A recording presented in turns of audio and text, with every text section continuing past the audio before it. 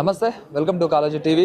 ఈరోజు చూసుకున్నట్లయితే కూడా రీసెంట్గా జరిగిన స్థానిక సంస్థల ఎలక్షన్స్లో కూడా ఒక సర్పంచ్, అలాగే 3 ఉప సర్పంచ్లు, అలాగే 21 పైగా వార్డు మెంబర్లుగా కూడా గెలిచినటువంటి గంగిరెద్దుల సామాజిక వర్గం నుంచి కూడా గెలుపొందారు వీళ్ళందరూ కూడా. అయితే ఎక్కడ అరుదుగా జరిగేది, ఇంతవరకు కూడా ఎక్కడ పోటీ చేయలేదు. ఒకవేళ పోటీ చేస్తే కూడా గెలుస్తామా లేదా అని చెప్పి కూడా చాలా వరకు కూడా వాళ్ళందరూ కూడా బాధపడుతున్న టైంలో కూడా వీళ్ళందరికీ కూడా మనం పోటీ చేస్తే గెలుస్తాం, మనం కూడా పోటీ చేయాలి, మనం కూడా ఒక స్థానం అనేది ఉంది, మనకు కూడా ఎలక్షన్స్లో పోటీ చేయాలని చెప్పి కూడా వీళ్ళు పోటీ చేయడం జరిగింది. పోటీ చేసి కూడా భారీ ఎత్తున కూడా గెలవడం కూడా చూస్తూనే ఉన్నాం. అయితే మనం మాట్లాడే ప్రయత్నం అయితే చేద్దాం. మన దగ్గర ఇప్పుడు ఒకే ఒక సర్పంచ్, గంగిరెద్దుల సామాజిక వర్గం నుంచి కూడా ఒకే ఒక సర్పంచ్ కావడం కూడా చూస్తున్నాను. మన దగ్గర ఇప్పుడు చామంతి గారు ఉన్నారు, మనం మాట్లాడే ప్రయత్నం అయితే చేద్దాం. నమస్తే మేడం.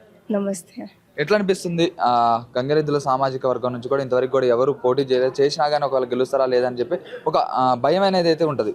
మీరైతే పోటీ చేశారు, పోటీ చేశాక కూడా గెలిచారు కూడా, ఎట్లా అనిపిస్తుంది? చాలా సంతోషంగా ఉందన్న, చాలా హ్యాపీగా ఉంది. మన యొక్క అధికారాన్ని వినియోగించుకోవడం అనేది చాలా అవసరము కూడా. అది మన కల్పించిన అధికారాన్ని మనం వినియోగించుకొని మన యొక్క నైతిక విలువలని, మన యొక్క సెల్ఫ్ రెస్పెక్ట్ని మనం కాపాడుకోవాలి. మన బలహీన వర్గాలు, వెనుకబడిన వర్గాలు మనకు ఒక అధికారం వస్తేనే మనం ఆ గౌరవాన్ని కాపాడుకోగలుగుతామని నమ్మకం సార్. అంటే మన గౌరవం అనేది ఎవరో ఇచ్చేది కాదు, మనమే ఇచ్చుకోవాలి మన గౌరవాన్ని మనమే. అంటే ఎంతవరకు చదువుకున్నారు మీరు? Degree BCom sir.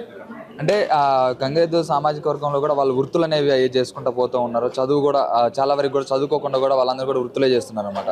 మీరు చదువుకున్నారు, మీకు ఎలా పోటీ చేయాలనిపించింది? అంటే ఎవరన్నా మిమ్మల్ని దగ్గరుండి పోటీ చేయండి, పర్ఫామ్ చేయండి అని చెప్పారు ఎవరన్నా?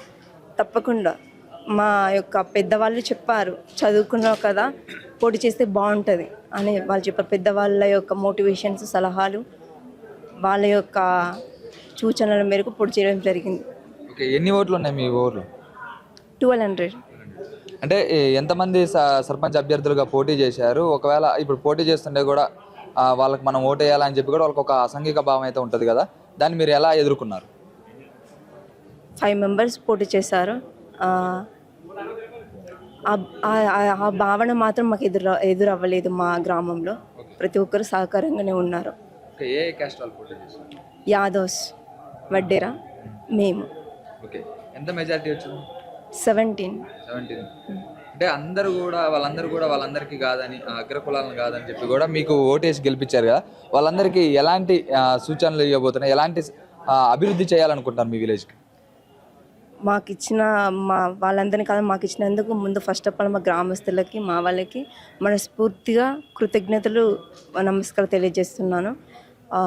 ఫస్ట్ ఆఫ్ ఆల్ గ్రామ అభివృద్ధి, స్కూల్ ఎడ్యుకేషన్ అండ్ పరిశుభ్రత, వాటికి ప్రాధాన్యత ఇవ్వాలనుకుంటున్నాను సార్. అంటే మిమ్మల్ని నమ్మి ఊరు ప్రజలందరూ కూడా మీకు ఒక అధికారాన్ని అయితే ఇచ్చారు కదా, దాన్ని ఎలా ఉపయోగించుకొని మీరందరూ కూడా మళ్ళీ వచ్చేసారి కూడా ఈ సామాజిక వర్గం వాళ్ళు మళ్ళీ గెలిపిస్తే మళ్ళీ మనకి మంచి చేస్తారని చెప్పుకోవాలని చెప్పి కూడా అలాంటి ఏమన్నా పెద్ద ఏమైనా డెసిషన్ తీసుకునే అవకాశం ఏమైనా ఉందా?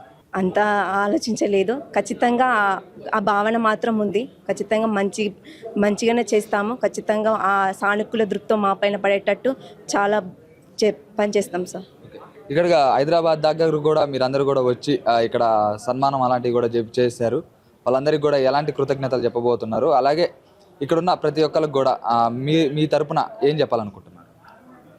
ఇక్కడికి ఎన్నికైన అభ్యర్థులకు ఫస్ట్ ఆఫ్ ఆల్ కంగ్రాచులేషన్స్.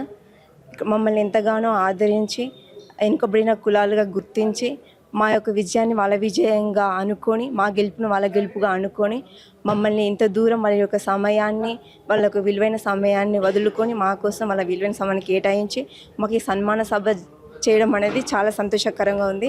ఈరోజు సావిత్రి జ్యోతిబాయి పూలే యొక్క జన్మదిన సందర్భంగా ఈ సన్మానం జరగడం నేను చాలా అదృష్టంగా భావిస్తున్నాను. ఈ సన్మానానికి వచ్చిన పెద్దలందరికీ కృతజ్ఞతలు తెలియజేస్తున్నాను.